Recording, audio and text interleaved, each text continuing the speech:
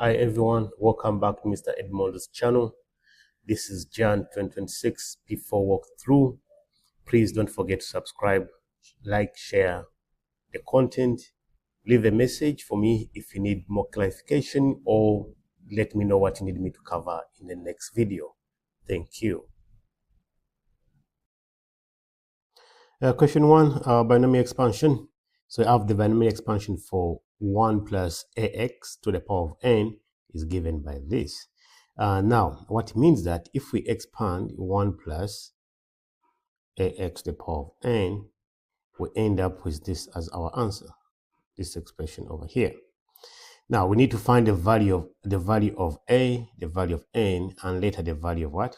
Of p. Now, since we're using the binomial expansion, we have to remember the binomial expansion, which is 1 plus x to the power of n. This is given in the formula book, so you don't have to worry about this. Plus nx plus n into n minus 1 over 2. This is x squared plus n into n minus 1, n minus 2 over 3 factorial, which is 6. This is x cubed. Now, that means we're going to expand this 1 plus x with our binomial expansion.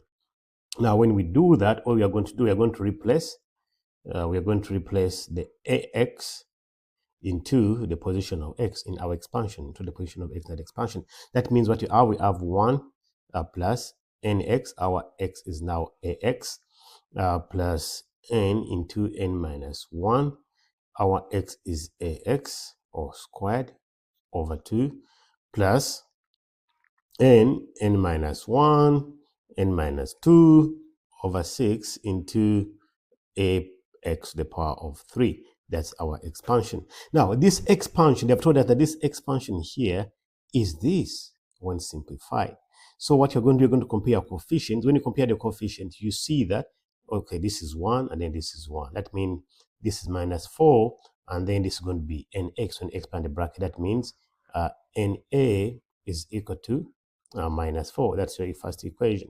The second equation, this is 24 over 5. That's for the x squared. It means that for the x squared, it's going to be this this expression here.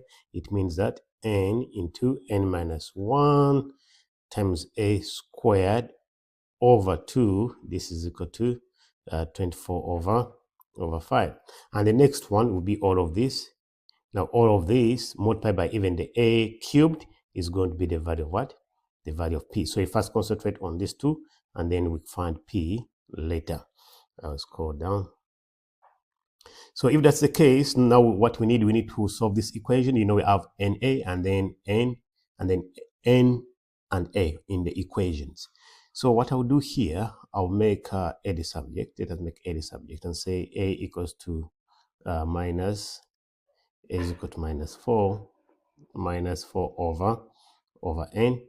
So we substitute this equation into this. So we substitute into the second equation. So we have n into n minus 1 into a. Our a is negative 4 over n, all squared, all of it over 2.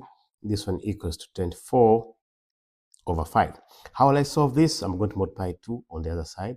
So then I have n into n minus 1. This is going to be 16 over n squared equals to, this will be 48 over 5. Now you can see that one n can cancel out with this n here, and then you have n minus 1 over n equals to 16. I'm going to divide 16, divide by 16 here, divide by 16 here. This is going to be 3 over 5. Cross multiply, so you have your 5n minus 5 as equal to 3n. From here, you can say that your n is equal to, is going to be equal to 5 over what? 5 over 2. So n is 5 over 2. From there, you can find the value of a. But from here, you know that the value of a is negative 4 over n. That means your a is negative 4 divided by 5 over 2. You can do the quick math here. Keep change flip over 5. So your a is equal to negative 8 over 5. Part B, they're asking you to find the value of p. As we said before, the value of p is the coefficient of the third term. As you see over here, there's a value of p, the coefficient of the third term. So the coefficient of the third term which we have is this one over here. So what we have, P is equal to n into n minus 1, n minus 2 over 6 multiplied by 8. This over here, when you open the bracket, you have a cubed multiplied by a cubed. So all we need to do here, so n, which is 5 over 2 multiplied by 5 over 2 minus 1, 5 over 2 minus 2, all of it over 6 multiplied by a cubed, a which is negative 8 over 5 to the power of 3. And when you press your calculator, you see that your P is equal to negative 32 over 25. The next question, question C.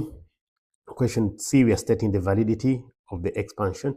Now remember, the validity of the expansion, you have to know where the binomial came from. This is the binomial expansion. And for this binomial expansion, it is always valid when the x value is between negative 1 and 1. That's the validity of that expansion. Or sometimes it is written as the modulus of, or the magnitude of x is less than what? Is less than 1. That means if we compare that with what we have just expanded, so what we expanded 1 plus a. That means in this case, our x value is ax. That means our ax should be between, we're talking about part C now, our ax be between negative 1 and 1. And what is our a? Our a is negative 8 over 5. X should be between negative 1 and 1. So you multiply by 5 and divide by 8, so that you see that your x is between 5 over 8 and negative 5 over 8. That's your validity. Or the modulus of x is less than 5 over 8. That's your question 1. Next question, question 2. Question 2, we have integration. Use algebraic integration to find the exact area. Remember, they said all the working should be shown. So that means you can put this on the calculator and get the answer, but you need to show all the working out. So you're going to use integration by parts. Integration by parts says that if I have the integral of u times the derivative of v, I'll put the x over here, the answer will be u times v minus the integral of v and the derivative of what? And the derivative of u. You always choose the u that you can get the derivative easily and the v that can be integrated. So over here, what I'm going to do, I'm going to choose my u. My u is going to be the natural log, the ln of a half x, and then my dv, the differentiated one, is going to be x what? X cubed. So over here, I'll get the derivative of u prime, which will be the natural log is all the derivative of the inside, which is a half over the function itself. And then my answer is going to be just 1 over x. And I'm going to integrate this to get the value of v, which is going to be x power 4 over 4. So I put in the formula. So my integral, therefore, my integral of x cubed ln of half x dx is going to be equal to u times v. So my u is ln of a half x times v. My v is x power 4 over 4 minus the integral of v, which is x power 4 over 4 multiplied by the derivative of u, which is 1 over x with respect to x. So I'll write the x power 4 first, natural log of a half of x, minus, when you simplify this, you have the integral of, so this is x power 3 over 4 dx. Right. Then your final answer for the integral, you have x power 4 over 4 natural log over half of x minus, when you integrate this, what you have x power 4, but now divided by 4, which is going to be over 16. Over 16. That's your integral. But I'm not putting I'll put the c just for now. So I'll put the c here. Because I didn't carry on the limits. Now I'm going to put on my limits. So toward the limit, check here the limits on the top. The limits we have from 2 to 2e squared. So we have our limits from 2 up to 2e squared of x cubed natural log over half of x. The x, that means my answer here. So I'm going to put in the limit. So I have x power 4 over 4 natural log over half of x minus x power 4 over 16. Now put in the limits. All right, from 2 up to e squared. Now you have to be very careful because they want the answer in the exact format. So I'm going to substitute it now. So substituting the 2e first. So I have this is 2e squared, all of it power of 4, then over 4 natural log of a half of the e, which is a half of 2e squared, minus 2e squared over power 4 over 16. This is the first bracket. Now in the second bracket, you substitute in 2. So what you have substitute 2 over here. You can substitute straight away. So you have 16 over 4 natural log. When you substitute in 2, you have 1 natural log of 1 minus substituting 2. What do you have? You have 16 over 16. So let us try to simplify this. So what you have as our answer here, this one's going to be 16 over 4. So you have e to the power of 8, then 16 over 4. So you have this as 4. You have this as 4 because I'm going to divide by 4. Multiply by the natural log of this. So the half cancels this, and then this one over here just going to be the natural log of what? The natural ln of e of 2, which is just 2. So this is just 2. So this multiplied by 2. Subtract, and this is going to be 16 over 16, which is just e to the power of what? E to the power of 8, minus, and this one here is 0. So this is 0, and then this is a minus. This is going to be 1. So you have a minus 1. It's going to be a plus what? It's going to be a plus 1. It's going to be a plus 1 here. All right. Then what we have here, we have this is going to be 8e power of 8 minus e power of 8 plus 1. So you have 7e power of 8 plus 1. So that will be your answer in the simplified form. Thank you. Next question, question 3. Question 3, part A, they're asking us to factorize. So we are factorizing x squared minus 4y squared. You can obviously see that this is a difference of 2 squares. So it's x plus 2y multiplied by x minus 2y. That's part A. Part B, they're asking us to use proof by contradiction to prove that there are no positive integers for this equation here. So the first statement is to the first step is to get the negation. So you have to get a negation. So as the negation is that the negation is that we are going to say that there are positive integers. There are positive integers x and y. There are positive integers x and y such that x squared minus 4y squared is equal to what? Is equal to 7. That's the negation. So we need to prove the negation. If we can prove the negation is wrong, that means it contradicts the first statement that we are trying to prove.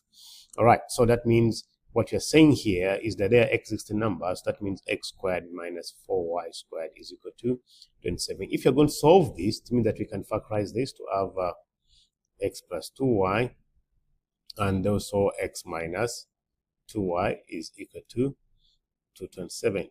Now what we do, we are going to try to solve this equation.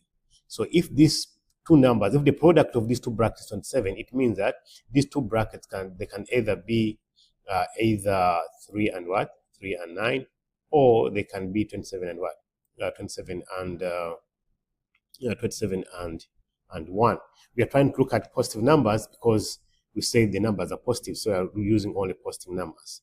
All right, that means we have either x plus 2y is equal to 9 or x minus 2y is equal to 3. That's the first pair of the possibility. The next pair is either x plus 2y is equal to 27 or x minus 2y is equal to 1. That's the next possibility. So what we're going to do, we are going to solve these two possibilities and see what you can end up with. Now, one other thing you have to be careful about here is that someone can ask me here, what if you say that x plus 2y is equal to 3, and then x minus 2y is equal to 9. Why didn't you use this and you ended up using this one over here? Or why didn't you say that x plus 2y is equal to 1 and x minus 2y is equal to 27? The reason is we say that x and y are positive integers. If they are positive integers, this one over here, which is x plus 2y, should be bigger than. So the x plus 2y should be bigger than the x minus y, the x minus 2y, since they are positive integers. All right, that's why we cannot take this combination here. All right, so what you do now, you have to solve this equation simultaneously. You can solve this equation simultaneously and get an answer, and also solve this one here simultaneously and get an answer. I'll solve them and then get an answer here. For these are just linear simultaneous equation. There's no expectation of you showing you're working out. So you see over here that x is equal to 6 and y will be 1.5. And for this pair, I'll change the color. For this pair, you have x as equal to 14 and y as equal to negative 6 point what? Negative 6.5. So you can see it already contradicts your statement over here, because you said your negation, you say that there are positive integers x and y. So you can see already this is not an integer, and also this is not an integer, and moreover it is also what? Negative. Therefore you can say therefore this contradicts the assumption. Contradicts the assumption. Which assumption you're talking about? This assumption you have made over here. Contradicts the assumption. Therefore, the first statement is correct. The first statement is correct. There are no positive integer solution for that. You make the conclusion. That's it for this question. Question 4. We're being asked to use the substitution to show that this integral here turns out to be this. All right. One thing I can get first are the limits here, a and b. I can get those ones first because I'm changing the limit. So this is x. They say that x equals to 0 and x equals to the ln of what? Of 6. Using the substitution, I'm changing it to u. U equals to e of x plus 4. That means my u when x is equal to 0 is e power of 0 plus 4, which is equal to 5. And for this one here is e of natural log of 6 plus 5 plus 4, not plus 5, equals what? It's going to be 10, because this is 6, then plus 4, which is equal to 10. So the limits are already there. So that means b is equal to 10, and then a is equal to what? A is equal to 5. Then we can go into the substitution part. The substitution part, the most important thing that we start with is always the derivative. So u is equal to ex plus 4. So you get your du dx as equal to e of x. Make the x the subject. If you make the x the subject, it means you have du over ex equals to the x. Now it's time to substitute. Therefore, your integral, I'm not going to bother with the limits, so because I already have them sorted. So of e plus 3 ex plus 4 the x. So what I have here, I always tell my students never get the integration by substitution wrong, because I've given you the integration and the substitution what you're supposed to use. So I'll only my first step, I only substitute in what they've told me to remove. Only this. That means I don't touch this one over here. I leave it the way it is. Okay, all of it over this one here, which is u. And then I have the dx. The x here has been written in this format, so the x is over here. The x is changed into du over e of x. I will disregard the limits. We don't need them now. All right, now what you need to do, now you can see that nothing is cancelling out, because most of the time something has to cancel out, but nothing is cancelling out. So that means you have to go ahead and say, because your u is e of x plus what? X plus 4. That means make e the subject.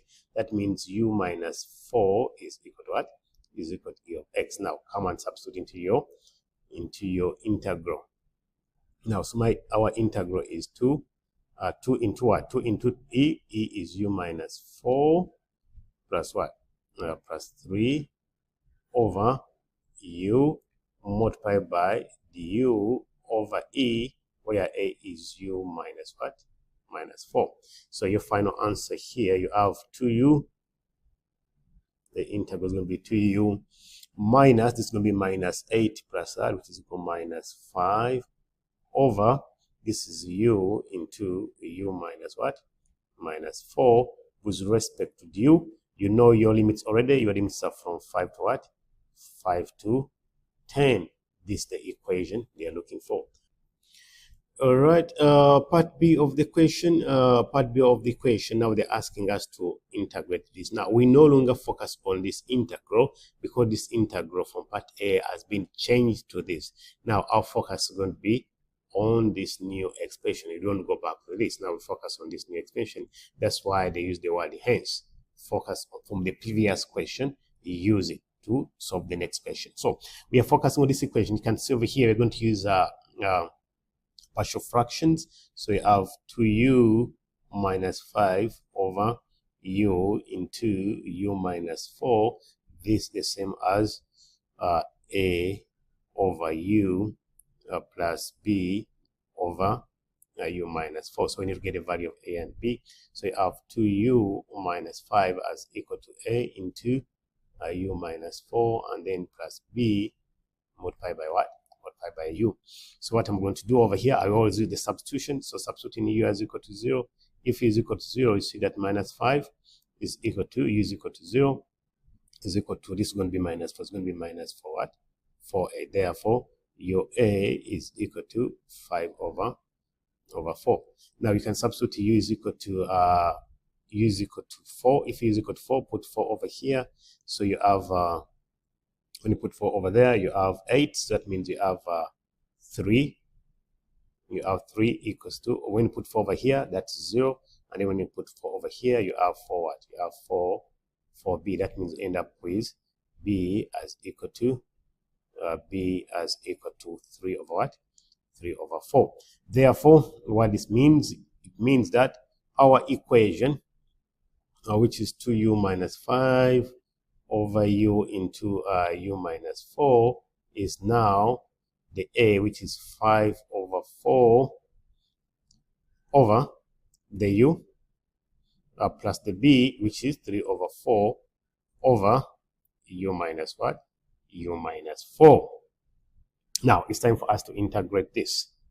Now in order to integrate, so now our integral, the integral from 5 up to 10 of 2u minus 5 over u into u minus 4 du is the integral of 5 over 4 of u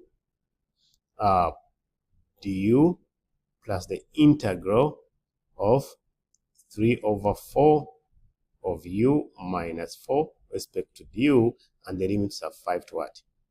5 to 10, and then 5 to what? 5 to 10. All right, so let us integrate. Now, when you see the integral for this, this is just a constant. This is 5 over 5, just a constant, and this is just going to be the integral of 1 over u du. And this one as well, the 3 over 4 is just a constant, that is the integral of 1 over u minus 4 du.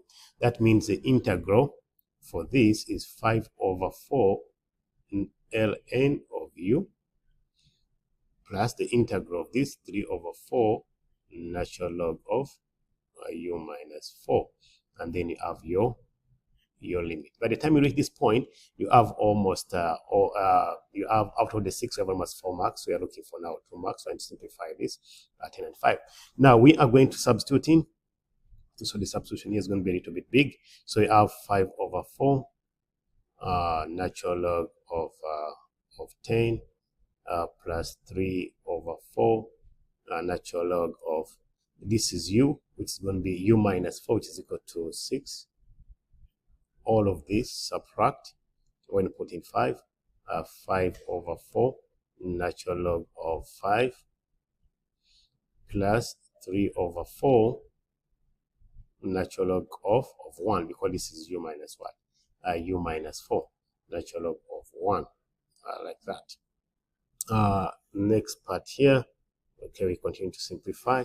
So if we continue the simplification, what I'm going to do, you see the 5/4 here, natural log of 10, and this 5/4 here, and this 5/4 here. I'm going to subtract. That means I have 5/4 natural log. When you subtract, what do? You divide natural log of 2. Then plus 3/4 natural log of 6. Now this one here is natural log of 1 is equal to 0, so all of this is gone. That means this is going to be your answer. In the final answer, we need to have natural log of 3. That means, how do you get this into natural log of 3? So what we have 5/4 natural log of 2 plus 3/4 into, this one I have it as natural log of 3. Because it is 6, 6 is 3 times 2, that means natural log of 3 times natural log of 2. That's how I separate it. So that means what I have 5/4 natural log of 2, open the brackets, plus 3/4 natural log of 3 plus 3/4 natural log of 2. Now when you add this, we're just adding the fraction, here. We're just adding this fraction, and that fraction is 3/4. 3/4 plus 5/4 is going to be 2. So this is 2 natural log of 2 plus 3/4 natural log of 3 as your final answer. All right, we got the next question. We got question 5 here. Question 5, we have the parametric graph, and then we have the x. That's the graph given. You have the equation for x and equation for y. And these guys have asked us to find, part A is to find the point P, which lies on the curve C, but the T at that point C is 3. Find the coordinates of point C, point P. Now, it is a parametric graph. That means if you're looking for x, you have to get x from here and then y from here. So our x value, we just substitute in our 3. So it is 4 into 3 minus 5 over 2 into 3 plus 1. And for the y is 2 into 3 squared minus 4 into 3 plus 4. When you press your calculator, you see that our x is equal to, our x is 1 and our y is 10. So that's a point P. So P is a point 1, 110. We move on to part B. In part B, they want us to find the dy dx. We want to find the dy dx here. Now, I've written the x over here. Now, the dy dx, in this case, we're going to use the chain rule. So dy dx will be equal to dy dt multiplied by dt dx, or you have it as dy dt divided by the x what? The x dt, but I prefer using this one over here. So what we do, we are going to find the value of the x dt. So this is our x dt. We are going to use the quotient rule. This is 4t minus 5, and I have 2t plus 1. So your u is 4t minus 5. So your derivative of u is going to be 4, and your v is 2t plus 1. So your derivative of v is going to be 2. Now get your dx. So the x dt, the derivative of u, which is 4, multiplied by v, which is 2t plus 1, minus the derivative of v, which is 2, multiplied by u, which is 4t minus 5, all of it over 2t plus 1 squared. So your dx dt, you try to simplify this, you have 8t minus 80 minus 8t is going to cancel out, so just have now 4 times 1, which is 4, minus 10 to the minus minus, so this is 14 over 2t plus what? Plus 1 squared. Now we get the dy. Dt is the simplest one. It's just a derivative of this quadratic one, which is 4t minus 4. Now it's time for us to join it together. So our dy dx, I'm going to use this formula over here. I'll get dy dt, which is 4t minus 4, and I multiplied by dt dx, I just flip this. dt dx, I'm going to flip that, so I'm going to have 2t plus 1 squared over 14. So that means my answer here is that dy dx, I can divide, I can factor this one, the 4 outside here. Then I have t minus 1, then I have 2t plus 1 squared over 14, because they want us to simplify it. If they didn't ask to simplify it, it will be fine. So that means your final answer would be 2 into t minus 1, 2t plus 1 squared, all of it over what? Over 7. That's my dy dx. All right, that's a dy dx. That's part B. Part C, they're asking us to find the equation of the tangent to C at P. Right, the answer y is equal to mx plus C. Now, remember, a tangent is a straight line, so we have it over there. Y is equal to mx plus C. If you find the equation of a straight line, what you want to find first is the gradient m, and you know the gradient m is going to be the dy dx at what? At point P. That means at P, and the dy dx here, we have our dy dx, the derivative, dy dx is equal to this. But what's our point P? Our point P, the t at that point is equal to what? The t at that point is 3. From part A, the t is 3. That means you're substituting 3. So we have 2 into 3 minus 1 into 2 into 3 plus 1 all squared, all of it over 7. When you press your calculator, it turns out to be 28. So the gradient is 28. That means this is your equation is y is equal to 28x plus what? Plus c. Now you know the coordinate of P. This from part A, P is equal to 110, or it shows over here, P is equal to 110. So that means when your y is 10, your x is 1 plus c, then you see that your c is equal to minus 18. So for your equation of the tangent is going to be y equals to 28x minus 18. That's part C.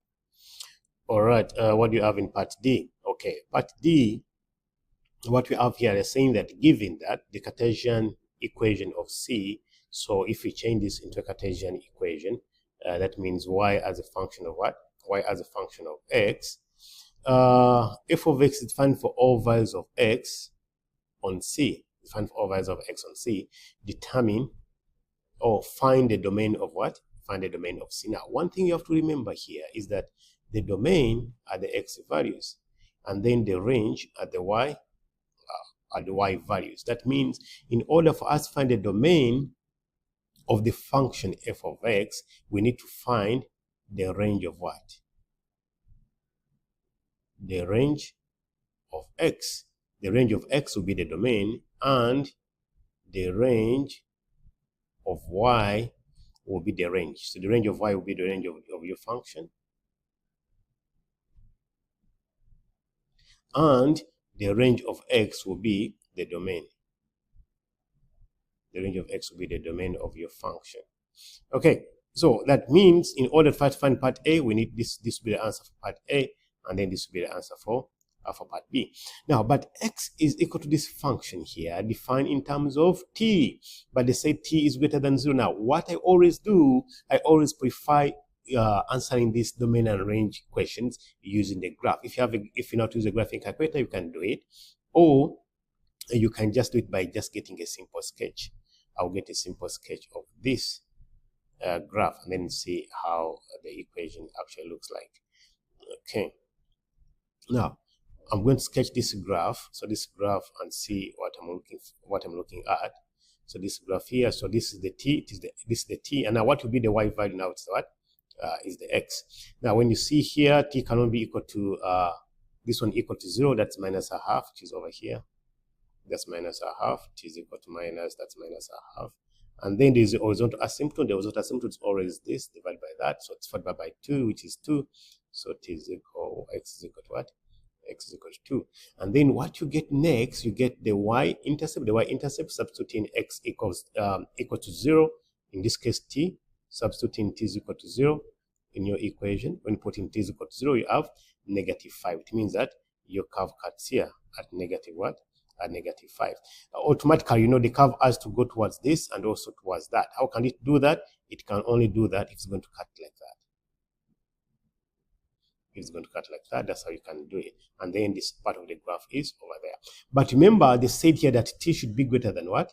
T should be greater than or equal to 0. That means the only part of the graph you're looking for is this part of the graph. And when you look at this part of the graph, the values of your x, they only start from negative 5, and then they go all the way onto that side.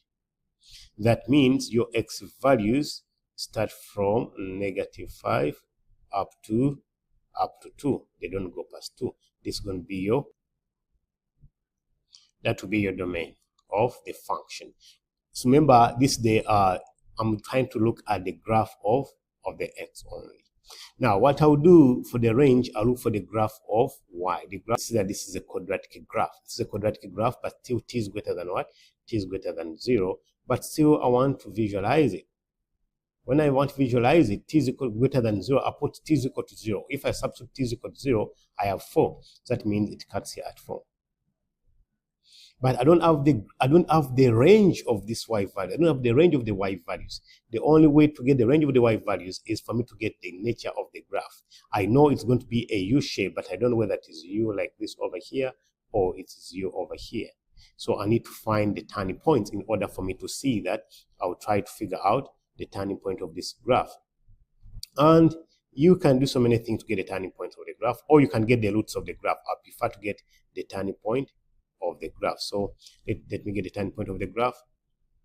What can we do here quickly? You can compute the squares, or you can compute the squares here, or you can remember that you can get the vertex. The vertex is always minus b over 2a. So your vertex is minus b. This is the b we're talking about, which is equal to 4 over what? Over 2 into 2. So it's going to be, but it's a minus, so it is a plus. So it's going to be x is equal to 1. So your vertex is at x is equal to what? X is equal to 1.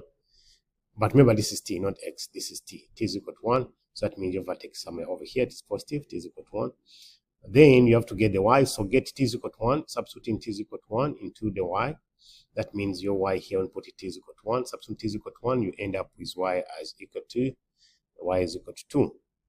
That means your vertex is at a point 1, 2. So your graph looks like that.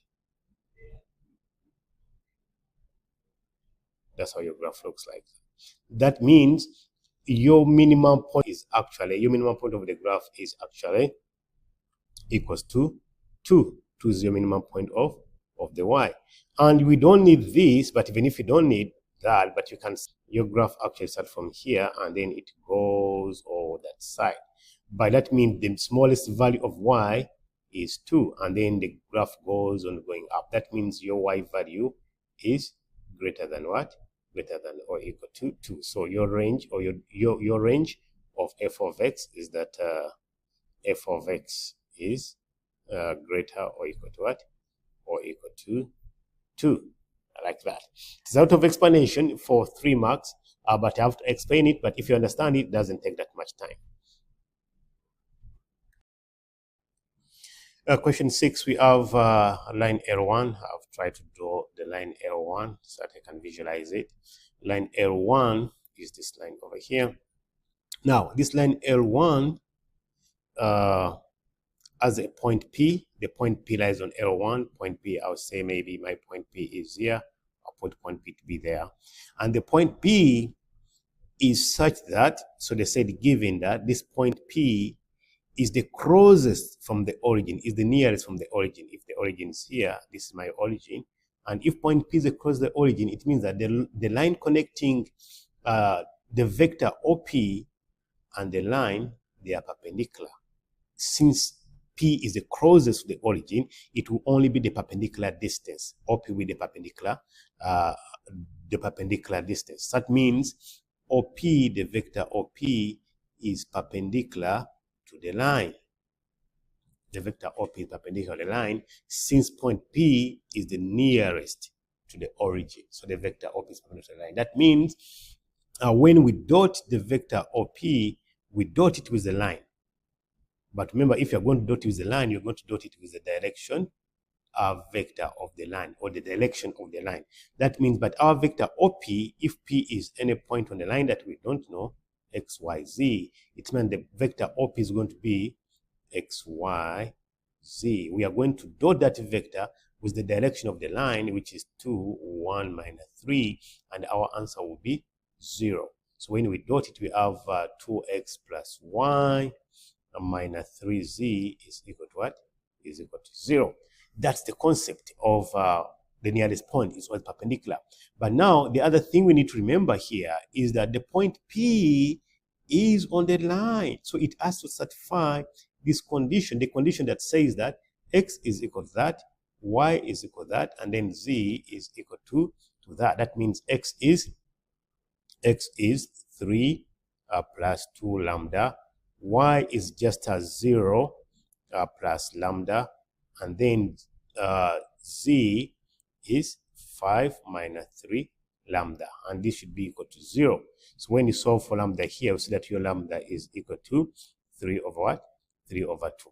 That means at P, lambda is equal to 3 over what? 3 over 2. Now all you need to do is to get this lambda here, which is 3 over 2, and substitute here to get your x, y, and z. Lambda is 3 over 2. Substitute inside there, you see that your P value is going to be 0, 3 over 2, and 1 over 2. You can press a calculator and see you get these values here. That's how we do part A. Part B of the question, I've tried to draw it over here. Now, what you're saying here, part B says that with respect to the same fixed point O, the line L2, as this equation. Now, when you see this equation, this is always the point on the line, and you can see for this line L2, it actually passes through the origin. That means I've drawn my line 2 over there. That's line L2. And what they've told us here is that the L2 meet L1 at which point? At point Q. That's when they intersect at point Q. So I've indicated this at the point of what? As a point of intersection. Now, that's the information that they have given us. So they intersect. Now, the first question is find the value of what? Find the value of A. Now, the thing is, if these two lines intersect at one point, the x, y, z over here in the first one is the same as the x, y, z in the second line. So it means that if they intersect, the x's are the same and also the y's are the same. I already some of this writing here because there are going to be so many. They're going to be the same. So what do we do here? So that means the x in the first line, is going to be minus 3 plus 2 lambda. This is equal to the x in the second line, which is 0 plus 4 mu. And the y in the first equation, which is just lambda, is equal to the y here, which is equal to just mu what? Mu A. The z in the first equation, which is 5 minus 3 lambda, is equal to the z in the second equation, which is just minus what? Minus 2 mu. So all we need to do is to calculate this equation to find the value of lambda and the value of mu at which they are equal. Now, you can see this one as the unknown, the area looking for. So we first leave this for a moment, then we focus on these two over here. Now, the first one, I move the constants on one side. So I have 2 lambda minus 4 mu is equal to 3. And then here I have minus 3 lambda plus 2 mu is equal to minus 5. So these one two simultaneous equation. What you're going to do, you just have to solve this simultaneous equation and then get the value of lambda and the value of mu. You're going to find out that, as I told you, you can put this on the calculator. You're going to find that lambda is 7 over 4 and mu is 1 over 8. These are the value of lambda and mu at which point? At point Q, where the two lines intersect. And now, if there's a value of lambda and mu, it means that they should also satisfy this equation that we left here. That means my lambda is 7 over 4 is equal to mu, which is 1 over 8a.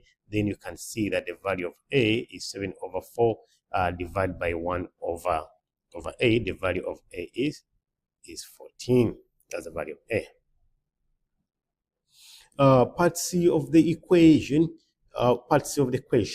is this continuation of what we have done in part B, because they said Q is the point of intersection. But we've just found out that lambda is 7 over 4 and mu is 1 over 8. At that point of intersection, at point Q, the value of lambda is that and the value of mu is that. So it means I can either use this equation or use this equation. But I should use this equation because it has 0 here. So that means our point Q is a point whereby x is equal to, this is 4 mu.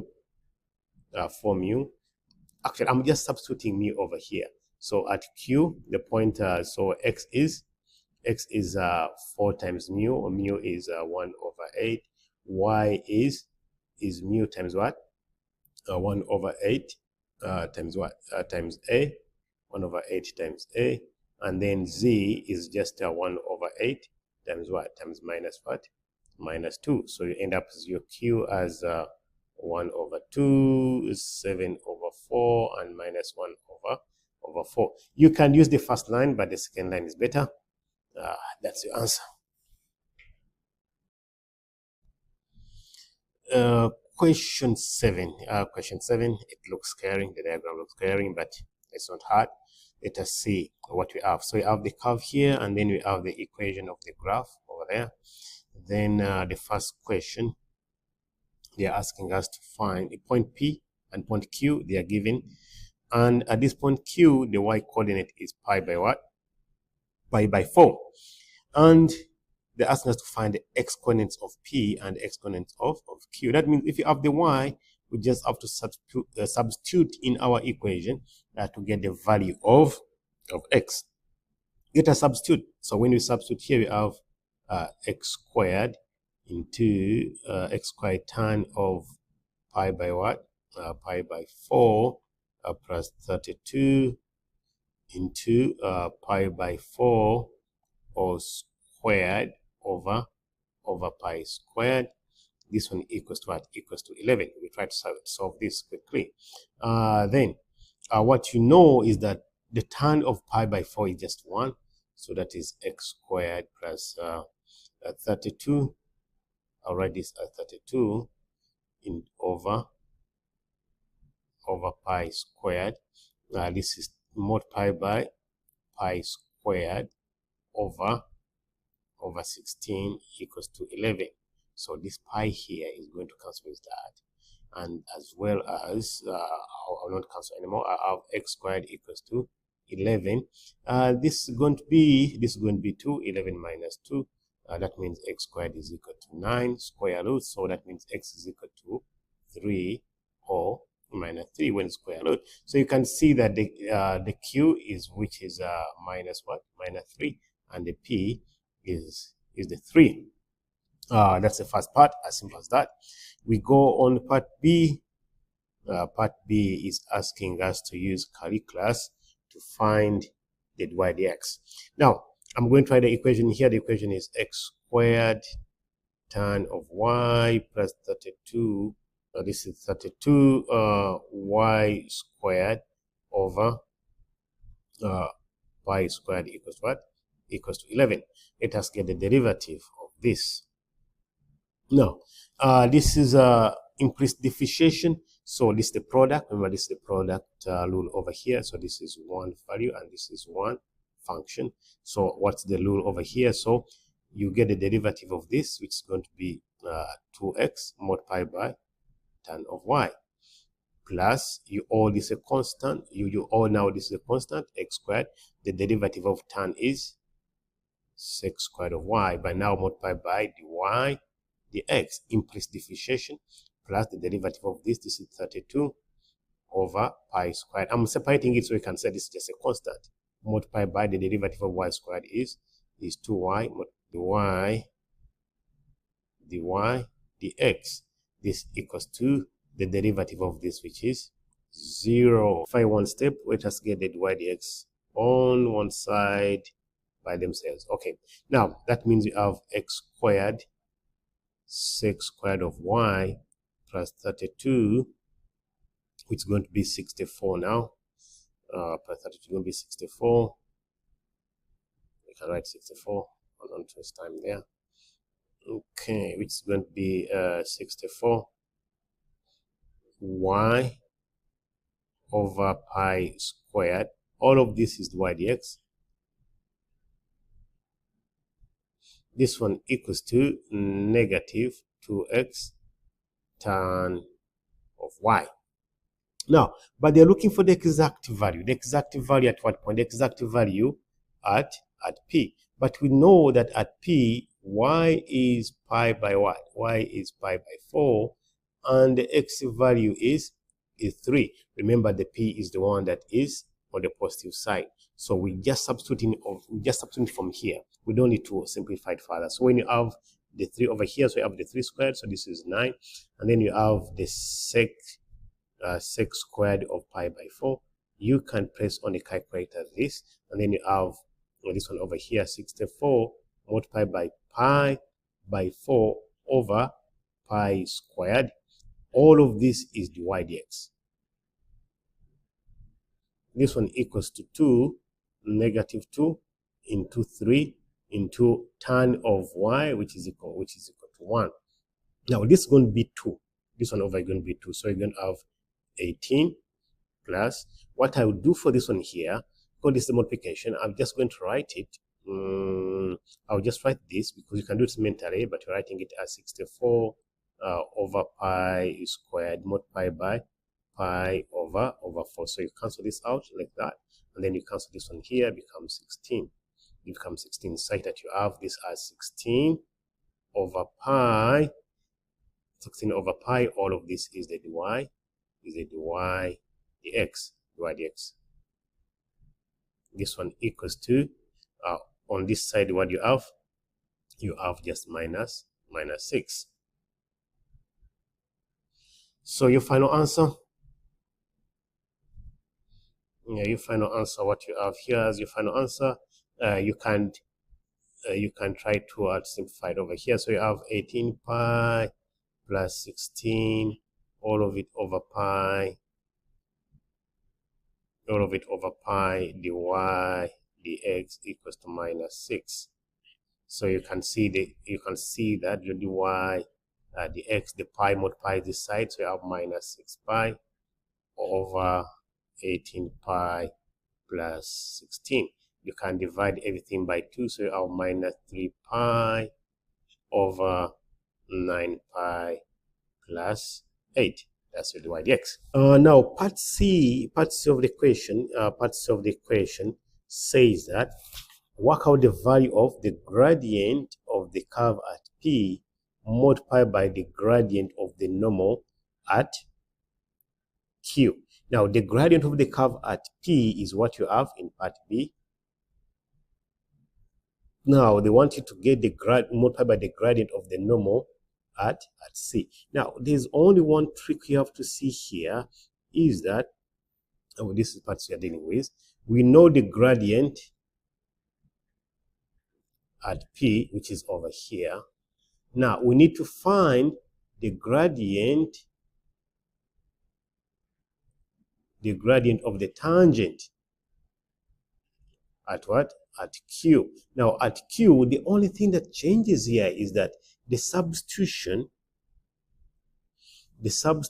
here is 3.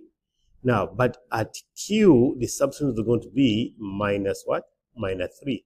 That means the gradient is going to be, the gradient of the tangent is going to be this, but now positive. It's going to be 3 over 9 pi plus 8. That's the only thing that's very key here I have to see. That the same gradient, the same differentiation, but when you reach here to substitute in, at P you substitute in 3, at Q is going to be negative 3. So the gradient is 3 pi over 9 plus 8. That means, in that case, that means the gradient of your normal, remember, it's always negative what? Negative reciprocal is going to be the negative of 9 pi plus 8, all of it over what? Over 3 pi. That means that's what they're looking for. They're looking for the gradient at P, which is minus 3 pi over 9 pi plus 8, multiplied by the gradient of the normal at Q, which is just exactly the same thing, but just exactly the same thing, but reciprocal. 3 pi. I can put the negative here so that we can see quickly that we are getting the answer as equal to what? As equal to 1, because everything is cancelling out and the answer is equal to 1. That's part C. All right, let's see question 8. Question 8 here says that we have a large spherical balloon that is deflating, and they said that the balloon remains spherical as it is deflated. That means a sphere. So what you're saying, what we have here, the radius of the balloon is r, and then the volume is v. Now, this is the most important statement over here.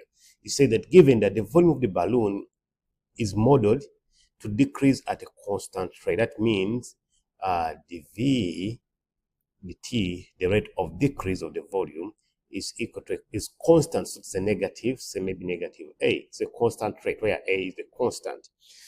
Use the model to show that the r, the t is k over minus k over r squared. Now, what we need to find the r, the t.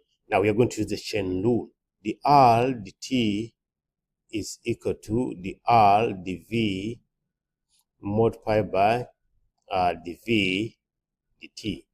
Now, the r, the v, how do you find the r, the v? The r, the v, the derivative of r respect to v. But how are we going to do this derivative here? We are going to find v first. The balloon is a sphere, so that means the volume is 4 over 3 pi r cubed. That means you can find the v, the r. The v, the r is the 3 comes down, so 4 over 3 multiplied by 3 pi r squared. So that means your the v, the r is equal to 4 pi r squared. So that means your the r, the t is equal to the r, the v is going to be that's the reciprocal of this. This is over the reciprocal of this, so you flip it. So 1 over 4 pi r squared multiplied by the v, the t, which is a constant. What is a constant rate? Multiplied by negative what? Negative a. That means your the r, the t is equal to minus a over 4 pi r squared, which is the same as having negative k over, I'm going to write it on top, with the same as having the r, the t as negative a over 4 pi r squared, which is the same as negative k over r squared. The k here, the constant, is one which is negative a over 4 pi. That's a constant. That's a constant k, not negative. Part B of the question. Part B of the question, they're asking us to solve the differential equation in part A. The differential equation you have is the r, the t equals to negative k over r squared. So how do we solve this? So we separate the variables. So we have the r multiplied by r squared. This is equal to negative k multiplied by the t. Integrate this side. So what you have here, you have r cubed over 3 is equal to negative kt plus the constant of integration c. Now, this is the general solution. So, but they ask us to find r in terms of what? R in terms of t. So they have given us boundary conditions here, or initial conditions here. So we have the radius initial radius is 30. That means at t equals to 0, r is equal to what? R is equal to 30. That we just substitute in that to find the value of c. So that means r is equal to 30. So 30 cubed over 3 is equal to negative k into 0 plus what?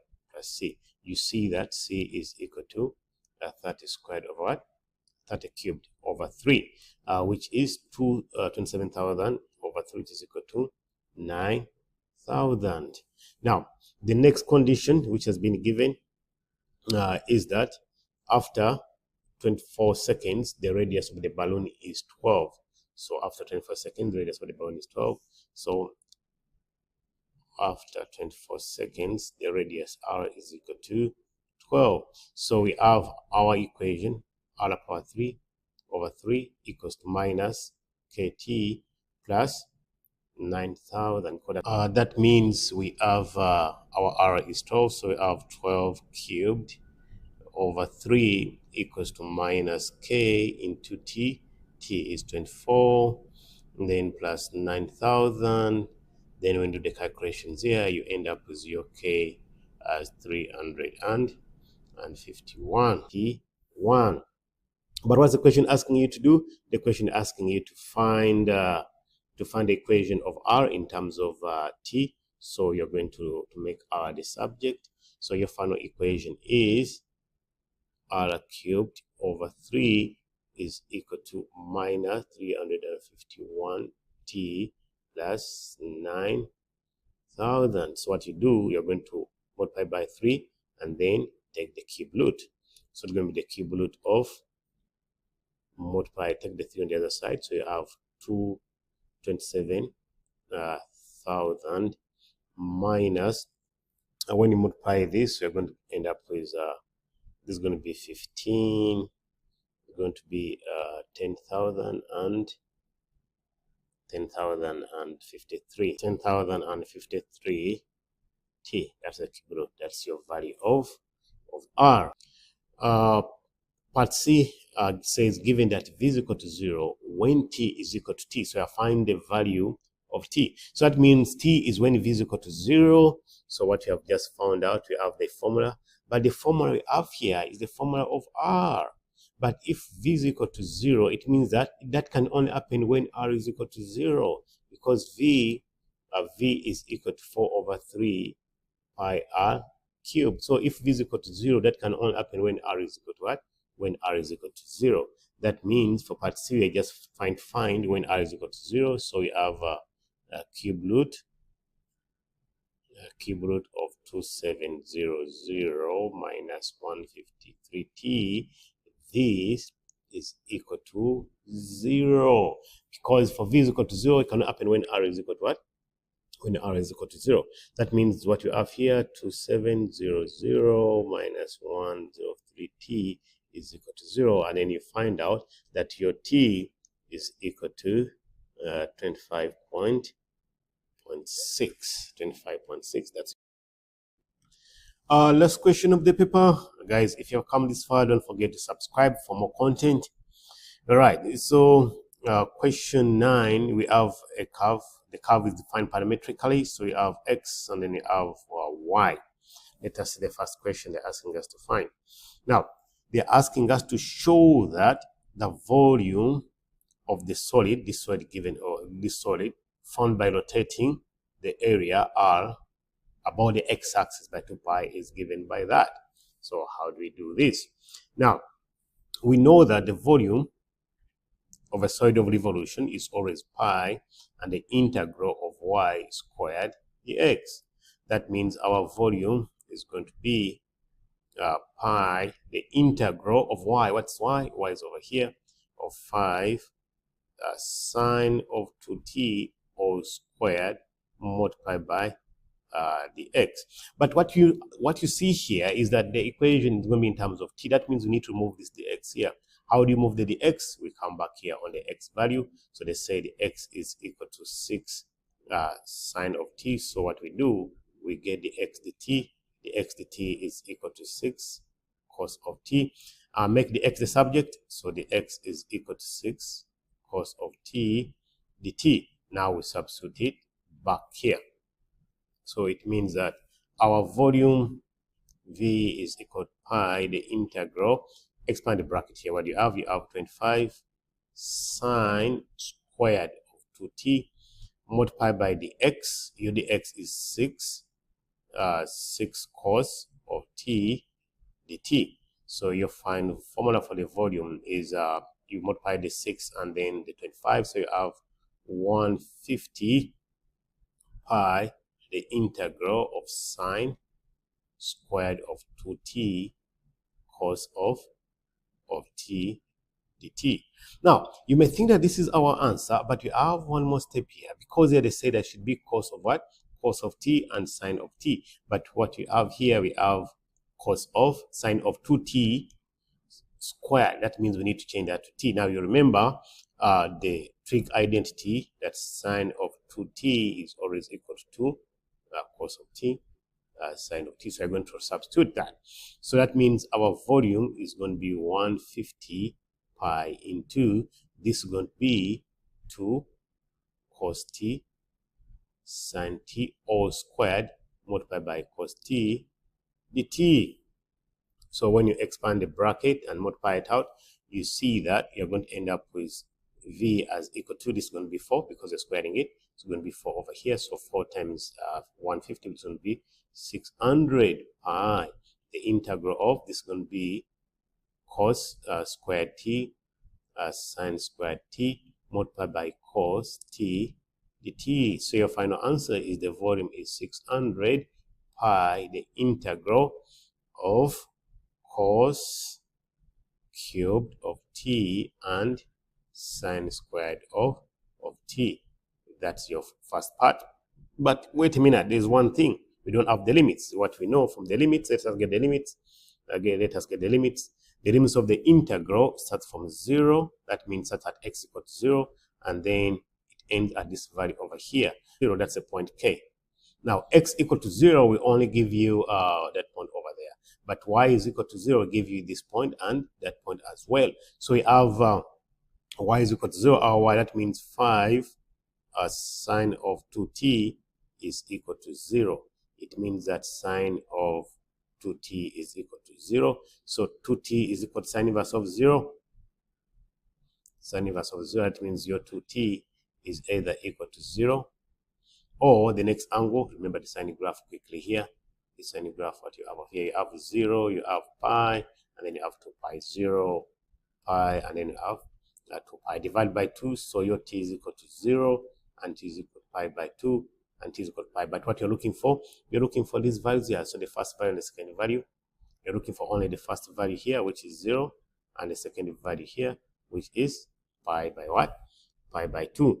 Therefore, your limits here, you have from 0 to pi by 2. That's your part A. All right, part B of the equation. We want to use algebraic integration to find the exact value of the volume. So we need to integrate this equation, or this integral here. Now, forget about the 600. Let us look at the integral and the limits, and just look at the integral of sine squared of t and cos cubed of t. Now, when I looked at this integral, what came in my mind is that which type of integral do we do in P4? I remember that we are supposed to do substitution and then by parts. Now, the culprit here I looked at was by parts, but it's going to be a little bit interesting. So what I'm going to do, in order for me to use by parts here, I'm going to separate this into 2 parts. So I have this as sine squared of t, and now I'm going to write the cos cubed as cos of t multiplied by cos squared of t dt. Now, when I write it like that, what I have created here, I have created an integral here, which is sine squared of t cos of t. I have created an integral from P3, which is recognizing a function and its derivative, multiplied by cos of squared of t. That means if I want to use by parts, this is going to be my derivative. So this is going to be sine squared t cos of t, and this will be my u, which is cos squared of t. I need more space here. Now, remember, what does the by parts say? So you have u times the derivative, u times the derivative of v. The integral of u times the derivative of v is equal to u times v minus the integral of the derivative of u times v. All right, so what we have over here, we need to integrate this. You remember that if I'm integrating, this is an integral from P3, which is sine of squared of t, cos of t dt. This is 1 over 3 sine cubed of t. This one over here. So because this is the function, the sine, and the derivative is the cos, so you just write this to power 1. Only that, so that's your v. And the derivative of this one over here is going to be, the derivative is going to be 2 cos of t sine of t. That's the chain rule. But the derivative of the cos is negative, so it's negative. This is supposed to be like this, the derivative over there. So that means from the chain, from the by parts. So my integral of sine, I'll write it again, sine squared of t cos cubed of t dt is going to be equal to u times v. So what that means, we have 1 over 3, that's the v sine cubed, multiplied by the u which is cos squared of t, minus the integral of the derivative of u, which is minus 2 cos t sine t, multiplied by v, where my v is this right here, which is 1 over 3 sine cubed of t. I'll get more space down. Now what we have here, that means what we have, our integral now is 1 over 3 sine cubed of t cos of 2t, minus, which comes a plus, this is going to be just 2 over 3, the integral of 2 over 3. Now this is going to be cos of t sine power 4 of t. Now this is exactly the same integral that we saw over here. It's exactly the same integral as this, because you can see that this is power 4, but the derivative of the sine is cos, which is over here. So I'm just going to try this to the power of what? To the power of 5. That means my final answer is 1 over 3 sine cubed of t cos squared of t, plus this is 2 over 3. The integral of this is going to be 1 over 5 sine power 5 of t. So that means your final answer here is 1 over 3 cos cubed t. This is sine on cos, that's sine on cos, that's sine on cos. So I'm just writing out the final answer. So we have sine cubed t cos squared t plus 2 over 15 sine power 5 of t. Now what I'm going to do, I'm just going to put in the limits from 0 to pi by 2. I'll substitute in my limits now. I'll substitute by my limits. I'll start with pi by 2. But when I substitute in pi by 2 in this equation, pi by 2, I know that pi by 2, when I substitute into the cos, is going to be 0. So all of that is 0. And then pi by 2 over here, when I substitute into the sine of pi by 2, the answer is going to be 1. That means pi by 2, the answer is going to be 2 over 15. Minus, when you substitute in 0, and substitute in 0, the sine will give you 0. So all of it is 0. And this one here, the sine will give you 0. All of it is 0, so minus 0. So this answer is just 2 over 15. But our integral had a constant outside, which was 600 what? 600 pi. So what you have just discovered, that all of these simplifies to 2 over 15, which is 600 pi multiplied by 2 over 15. 2 over 15, which is 80 pi, like that. So our final answer is 80 pi units cubed. I'll show you one more method here for this part B. For the other method you can use, you are going to use purely P3 substitutions. I mean P3 integration. Now, when you split it like this, so you have sine squared And now we split the cos power 4, power 3 into cos and cos. We're going to separate this again. That means our integral is going to be sine squared of t times cos of t into 1 minus sine squared of t dt. Now, when you open the brackets, what you have, you're going to have the sine and this, the sine. You're going to have sine squared of t and cos of t minus the sine is going to be minus sine power 4 of t cos of t. That's what you're going to have when you open the bracket. Now, this looks a little bit easier.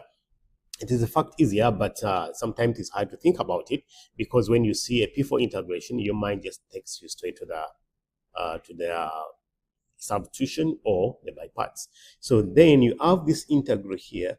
This integral is the same integral of P3. This is power of 2 and the derivative is over here. So the integral here is 1 over 3 sine power of 3t.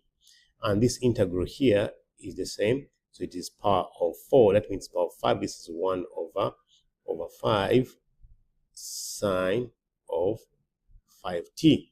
Like that. Now I put in my limit. This is going to be the integral. This is going to be the integral. And now you just put in the limits. If you put in the limits here, you have 0 to pi. Now when you put in pi by 2, so this is going to be 1 over 3 minus 1 over 5. When you put in 0 at the sign, this is 0, it's going to be 0. So your constant here is going to be 2 over what? 2 over 15, which takes you back to over here. 2 over 15 times that will get you 80 pi. Thank you for watching. Please remember to subscribe, share, go in the comment section and tell me what you want me to cover next.